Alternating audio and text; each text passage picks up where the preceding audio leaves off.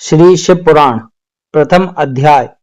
एक समय महर्षि वेदव्यास जी के प्रधान शिष्य श्री सूत जी, जिन्होंने अपने गुरु की सेवा द्वारा बड़प्पन प्राप्त किया, नैमिषारण्य नामक वन में भगवान सदाशिव की तपस्या कर रहे थे। वे सदैव शंकर जी के ध्यान में मग्न रहकर उन्हीं के गुणों का कीर्तन किया करते थे। उन्हीं दिनों संयोग से शौनक ऋषि अपने साथ अन्य बहुत से ऋषियों को लेकर श्री सूत जी के पास आए तथा उनसे इस प्रकार बोले, हे ऋषिवर, हम लोग संसार रूपी अथाह सागर में डूबते जा रहे हैं। हमारा परम सौभाग्य है कि आज हमें आपके दर्शन प्राप्त हुए। कुछ समय पश्चात यह युग आने वाला है जिसमें पुराने धर्म नष्ट हो जाएंगे तथा पापाचार वृद्धि होगी। सब लोग उस धर्म को त्याग कर कुमार्ग पर चलने लगेंगे। चारों वर्ण इस प्रकार अपने कर्मों से पतित हो जाएंगे कि ब्राह्मण वर्ग खेती करने लगेगा। ब्राह्मण छल छिद्र में अत्यंत चातुर होंगे और अपने धर्म को भुला बैठेंगे। क्षत्रिय भी अपनी जाति धर्म को त्याग कर युद्ध क्षेत्र से विमुख हो पलायनवादी बन जाएंगे तथा चोरी करने में अत्यंत चतुर का प्रदर्शन करेंगे। वे शूद्रों के समान कर्म कर उठेंगे और उसी अवस्था में रहकर प्रसन्नता का अभाव करेंगे। गौ की रक्षा करना वे छोड़ देंगे। इस प्रकार क्षत्रिय जाति अत्यंत अन्यायी और दुखदायी हो जाएगी। इसी प्रकार वैश्य भी अपने श्रेष्ठ धर्म का त्याग कर पाप कर्म द्वारा धन संचय करेंगे एवं उत्तम मार्ग को ठुकरा देंगे। इसी प्रकार शूद्र भी अपने कर्म धर्म को त्याग कर ब्राह्मण का कर्म करने की चेष्टा करेगा। शूद्रों द्वारा इस प्रकार की विपरीत कर्म किए जाने पर ब्राह्मण का तेज नष्ट हो जाएगा। ऐसी दशा में संपूर्ण प्राणियों आयु की भी कम रह जाएगी।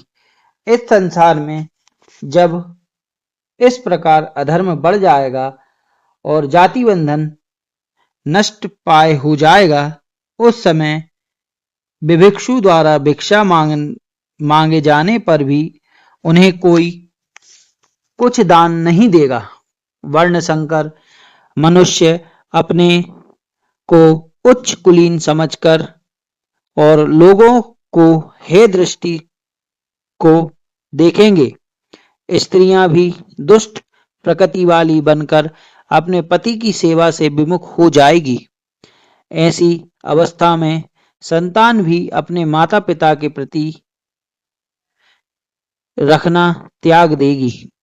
मनुष्यों में संयम, जप, तप तथा शील नष्ट हो जाएगा। ऐसी अवस्था में प्रतिदिन सत्य और सोच का अभाव होता जाएगा। हे सूत जी, ऐसे घोर कलिकाल में लोग तपस्वियों को केवल इसलिए सम्मान देंगी कि वे उनके पुत्र आदि उत्पन्न होने की कामना को पूर्ण करने में सहायता प्रदान करेंगे। इस युग में केवल बालों को संभाल लेना ही सुंदरता का लक्षण होगा और अपने पेट को भर लेना ही सर्वश्रेष्ठ कार्य समझा जाएगा। भला आप ही बताएं कि ऐसे घोर समय में कलयुगवासी जीव किस प्रकार मुक्ति प्राप्त कर सकेंगे। वे अपने पाप तथा सहस्त्रों दुष्कर्म को भस्म कर सत्य पथ को अपनाने में किस प्रकार समर्थ होंगे। आप सब प्रकार की चिंताओं को दूर करके प्रसन्नता प्रदान करने वाले हैं। हम लोग इसी चिंता में डूबे थे कि तब तक हम आपके दर्शन का सौभाग्य प्राप्त कर पाएंगे। अब कृपा करके कोई ऐसा उपाय बताएं जिसमें हमारी चिंता नष्ट हो जाए और हम प्रसन्नता को प्राप्त कर सकें। संसारी जीवों का हित चाहने वाले आपके समान और कोई नहीं है। आपने भगवान वेद व्यास जी की अत्यंत सेवा की है और अनेक पापियों को पाप रूपी समुद्र से पार उतारा है। भगवान कृष्ण देव यापन ने अत्यंत कृपा करके आपको संपूर्ण पुराण पढ़ाए हैं, अतः आप हम पर भी अवश्य कृपा करें। शौनक ऋषि के मुख से निकलने हुए इन शब्दों को सुनकर सूत जी अत्यंत प्रसन्न हुए। तदुपरांत अपने नेत्रों से प्रेम आंसुओं की वर्षा करते हुए इस प्रकार बोले, हे शौनक जी तथा अन्य ऋषियों महानुभावों, आप लोग परम ज्ञानी एवं संपूर्ण संसार का हित चाहने वाले हैं। यद्यपि संसार के लोगों की वह बुद्धि नष्ट हो गई है जिसमें सबके मंगल का ध्यान रहता है, परंतु आप सब लोग उसके उपवाद स्वरूप हैं, क्योंकि आपने अन्य लोगों के उपकार के लिए मुझसे यह प्रश्न किया है।